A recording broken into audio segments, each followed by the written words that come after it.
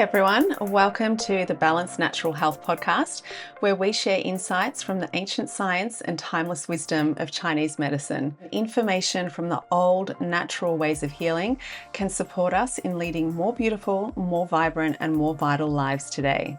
In this podcast, I share simple, natural, and accessible tips that you can incorporate into your everyday life for more vibrant health and wellness. I'm so glad you're here. Hi everyone, I'm Dr. Maz and welcome to episode 42 of the Balanced Natural Health podcast. In this episode, I will be answering some great questions I received recently about fasting. What is my opinion on it? What is the opinion of Chinese medicine on fasting? And is there a good way to do it? Or perhaps should we be avoiding it altogether? So, as always with Chinese medicine, the answer is nuanced. In Chinese medicine, we consider the individual, not the one thing, but the general overview would be that we are not a fan of fasting. We in Chinese medicine are about the middle way, so about the slow, steady nourishment of life in every day and the daily rebalancing of life to make sure that we are functioning optimally. So we don't go in for heroic interventions like fasting, like hardcore detoxes, because our bodies are, when healthy and when tended to and cared for, are doing this every single day. So because slow and steady wins the race, we don't need to take massive measures and deprive ourselves of food. So that is one very quick aspect, but there are several aspects that I'd like to discuss that will help to give us an overview of this question so that you can feel into what best supports your health. So the things that I would like to talk about are the middle way concept, also the idea about the food that was available when the classic texts were written versus the food and sometimes very much non-food that is available or that passes as food today. And these things are indigestible and they back up the digestive systems and they can slowly add to our little toxin bucket, so our body is burdened by a toxic load. I'd also like to talk about what the classics do say about regular food and about the Meridian Clock, which identifies that there are key times that we should eat. So if we're going to be doing things like intermittent fasting, then there are ways that we can skew that to make sure that we're in alignment with our meridian or organ clock, or in modern terms, the circadian rhythm. I also want to talk about how if we are not eating regularly, we can draw upon our Jing, which I touched on in the last episode. And the Jing is our genetic endowment. It's our pre-heaven. It's what we come into this world with. And it's our long-term deposit. So it's our long-term trust fund, basically. So we want to nurture and protect this. We don't want to dip into it except in extreme circumstances of life or death. But we don't want to be overdrawing our daily energy account and resorting on those deep reserves, because that will affect how we age and how we move through every aspect of life. I've talked before about the idea that health is just as much about what we leave out as what we put in. So I will be talking about that in relation to fasting as well as the concept of the hollow organs and what these are in Chinese medicine. So in Chinese medicine, we have the zang and the fu. The zang are the yin or solid organs and the fu are the yang or hollow organs, and they desire to be empty. So what relationship might this have to fasting? So let's start with the classics. So in the classics, in the Huangdi Neijing, which is 2,000 years old, it's the Yellow Emperor's Classic of Internal Medicine, it very clearly says that the source of vitality is the diet. If one stops eating or drinking, one will die. Without food or liquid, stomach qi will not be evident in the pulse. So as Chinese doctors, we do a pulse diagnosis when our patients come in.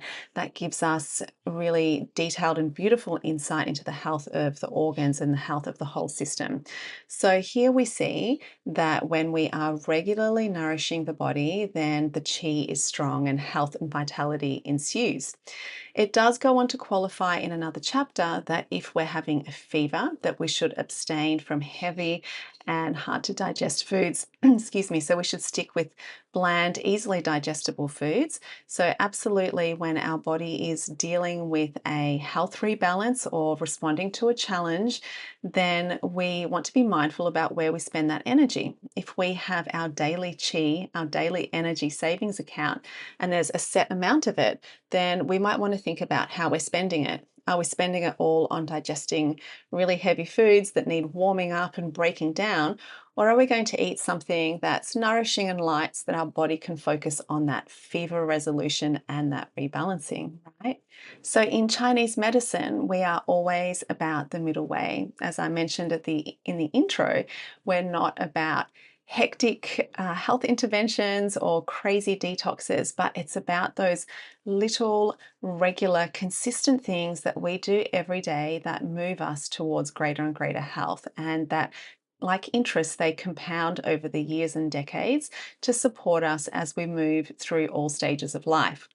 And part of this is in choosing what we eat and responding to what our body is calling for in each moment. So, having a knowledge of ourselves and actually honoring and listening to our body's cravings, our body's callings for certain foods. So, when we are eating in alignment with our flow and with the flow of the seasons, with the flow of the day, then our food is well digested, it's well assimilated, and it nourishes the body. So when we're eating in a way that's consistent with our environment as well, eating appropriately for the time of day is important too. We don't want to be eating heavy foods before bed, but absolutely also eating foods close to nature. So if we are nourishing ourselves every day with whole foods, with things that are as close to Mother Nature as possible, they're full of that vital life force, then they're going to be easier to assimilate and they're going to build our charge and chi. But if, as in the modern day, we are surrounded with a tsunami of options, of food options that are not actually food, then what is that doing to our digestion? Are we in balance, or is there a backlog of undigested components of that food that might be backing up and causing health issues? Things like inflammation or weight imbalances, or say chronic allergies or sniffles. These are all signs that there's some level of dampness or backlog going on in the body. And when we look at what the ancients ate, they ate from nature with the seasons, whereas now we have an abundance of food from all around the world. We're eating out of time, out of season. We have things like highly processed foods, seed oils, high fructose corn syrup, masses of fruit, like so much fruit, pasteurized dairy as well, which is absolutely harder to digest than dairy that was taken in the traditional way. We also have things like glyphosate or Roundup, which is a toxin and a weed killer that is sprayed on many commercial grains here in Australia and other countries. And what often presents as gluten sensitivity is actually a healthy reaction to glyphosate or to Roundup. So people who might not be able to eat gluten in Australia can eat it in countries like Italy, for example, where they don't interfere with Mother Nature and her grains in that way. So all of these things need to be digested by the body. And I think because we were eating more closely to nature, aligned with nature in the past, there wasn't perhaps a need to give the digestive system a break so that it could scour out and expel all of those toxins that have accumulated. So it's not only toxins in food as well. I talk about our toxin bucket, and this includes all environmental toxins and all toxins that we come into contact with as part of our everyday life. And unfortunately, some of those can't be avoided in the way that many of us live, but by reducing other things that we put in that toxin bucket, we can make it easier for our body to come back to balance, to come back to homeostasis. So that means looking at, for example, what kind of personal care or body products we use. Do they have chemicals in them? Because our skin is absorbing just as much as our gut is. So are there things that we're putting on our body that we wouldn't eat necessarily, but they're still making our way into the bloodstream and still need to be detoxified? or maybe they're, say, synthetic fragrances in the home, in candles, in car fresheners, air fresheners. Things like various home cleaners have all sorts of synthetic chemicals. So what are we surrounding ourselves with, and what can we reduce? Where can we perhaps reduce the load in our toxin bucket so that we're detoxing every day as we are designed to do and eliminating those toxins efficiently? So another part of that puzzle is making sure that our bowels are moving regularly and completely, that we're moving them every day so that those toxins can be moved out of the body and so that we can restore and align with that flow of life every day. And that aligns with something that I talk about often, which is it's not just about what we add in, but also what we take out.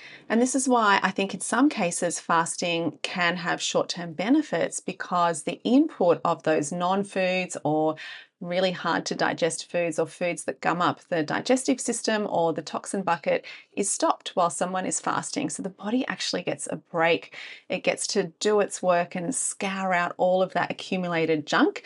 And then once that is kicked out, then there's more energy liberated for the body to do what it knows how to do, which is to move towards healing. Our bodies are infinitely wise and they know how to heal so long as we don't get in the way with non-foods or with draining their energy in other ways. So that's where I can see that there might be short-term benefit to fasting or intermittent fasting. Now, one thing that's important to consider if we are intermittent fasting is to make sure that we are breaking our fast in the morning. So this is in alignment with the organ clock or meridian clock of Chinese medicine, which we have outlined for centuries and which now modern science is acknowledging that we actually have a circadian rhythm, and that a lot of these organ times that Chinese medicine identified actually correlate to findings that can be found in modern clinical practice. So in line with the meridian clock, the time of the earth element is between 7 and 11 a.m. So the stomach time is between 7 and 9. So we absolutely want to make sure that we are starting to nourish our daily qi at this time, and then digesting it, absorbing it, assimilating it in that spleen time between 9 and 11 a.m. So if we are not nourishing ourselves around this time, then what happens if we're not adding to that daily qi savings account that we get to use every day, then our bodies very wisely will start to dip into our jing, our essence. It's that endowment that we come into this world with. And this is something that we do not want to be doing. This is for extreme situations only. It's our backup plan, but we don't want to be dipping into it, because if we deplete the jing, it affects how well we age. We run out of jing as we go through life. So we might not be perhaps as abundantly vibrant in our older age as could be possible if we weren't draining our jing every day. So this is why many of the lifestyle practices that we recommend in Chinese medicine make us sound like grandma. So we like to go to bed early, so the hours before midnight are wonderful because they really help to restore our energy so that we're ready for the next day. We protect ourselves from drafts. We're not giving away energy, and we're not giving away energy on warming up cold or raw food and drink, for example. So we're really nourishing that beautiful essence that we have come into this world. And there are some parallels in Western medicine where people talk about our DNA and telomeres and how quickly they degrade as having an effect on aging. And this is a rough parallel to how we look after our jing. So how we nurture our jing as well will determine how well our cells and our body restores itself as we age. So if you're intermittent fasting, absolutely making sure that you eat by that 7 to 9 a.m. window. So personally, this is what I do. I like to give my body a rest from digestion. So I will usually finish eating. I aim to finish eating by 6:30 or so, and I will get up in the morning, do my qigong, my surfing, whatever else I'm doing that day, and I'll eat by say 8:30 or so. So my body's having a 14-hour window, sometimes a bit less, but say between 12 to 14 hours of not having to take in and digest new food, which means that it can go about all of its other tasks. It gets to actually reset. And I find when there's been situations where, say, if there's friends or family visiting or there's events and I've eaten late and there hasn't been that same window, especially if that's happened backed up over a few days, then I absolutely feel more congested. I can feel my glands feel a bit thicker maybe, and I just don't feel as vibrant and alive. So then I just eat lighter foods for a few days to allow my body to catch up on all of that backlog of digestion. So, on that note, I'd like to talk about the hollow and solid organs, or specifically the hollow organs. So, in Chinese medicine, we have the 6 hollow and the 6 solid organs. The hollow organs are yang because they are about functioning, metabolizing, excreting, and moving. The solid organs are yin because they're about receiving and holding. So, the solid organs are things like the spleen and the heart, the kidneys. The hollow organ counterparts are organs like the stomach, the bladder, the gallbladder, the intestines. So they are organs of excretion and movement, and they desire to be hollow. When they're full and backed up, then we have a health problem. Things are not in balance and they can't function as they would like, and they will let us know with their little body messages or symptoms, as people call them. So we might, for example, have bloating, or we might feel nauseous if the gallbladder is not happy, or we might feel a little bit toxic overloaded if our bowels aren't moving regularly, or we might have, say, heartburn or indigestion, nausea if the stomach isn't happy and hollow and not moving through its processes as it likes to do. So what is interesting is that the hollow organs count as one of their extraordinary organs, but as part of their number, they count the brain. So the brain is an extraordinary hollow organ. And it's very much linked to the stomach and intestinal health in Chinese medicine. So, for example, when we see things like mania, like a hyperactive mind, like what has been called in the classical text like inappropriate speech or unguarded speech, then there's often a heat or a backlog in the yang ming organs, so stomach and large intestine. So when they are not emptying as they should, we can see changes in consciousness.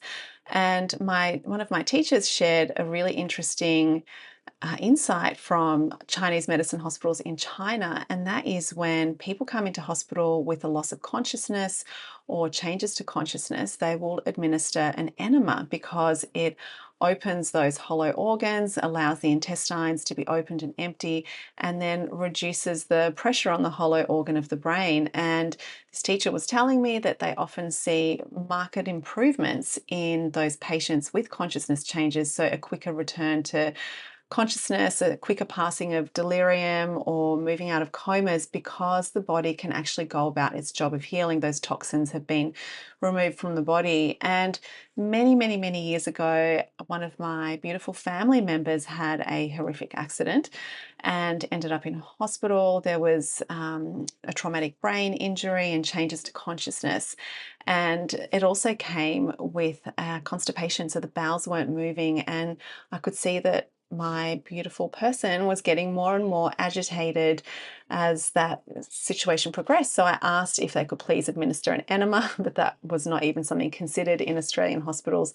We finally got to do a laxative, so that actually helped. But I was also sneaking some Chinese herbs and also acupressure, and that was greatly helping. So I was doing some acupressure in the emergency department to stimulate those yang ming organs, the yang ming channels, to open and hollow out, which would reduce the pressure on the brain. And actually, when those points were being actively pressed, we could actually see a big change in the person's comfort levels and demeanor, because it was just such an uncomfortable and awful situation for them to be in. So I can see that because the hollow organs desire to be hollow, if there's been an issue with digestion, I can see where short-term fasting might be helpful.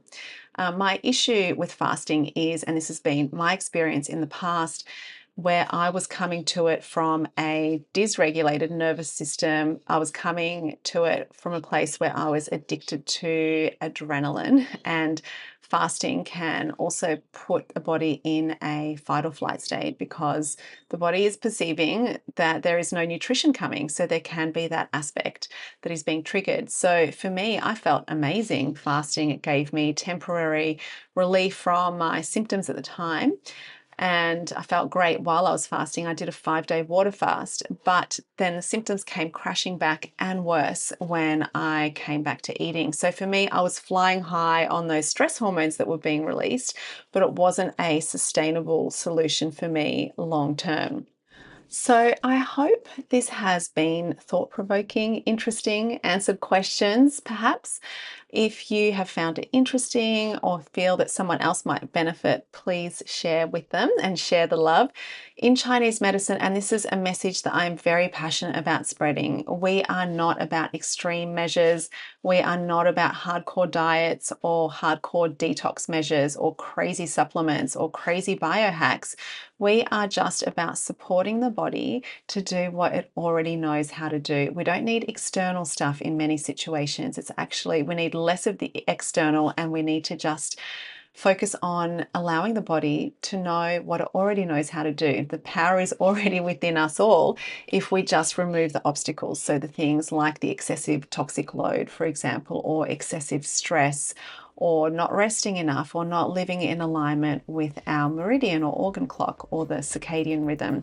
So if you go back through my episodes, I share lots of tips on how we can live in alignment with Mama Nature. And if you have any questions, I would love to hear them. Please let me know, and I wish you all the best. I look forward to seeing you next time. Thanks for joining me today.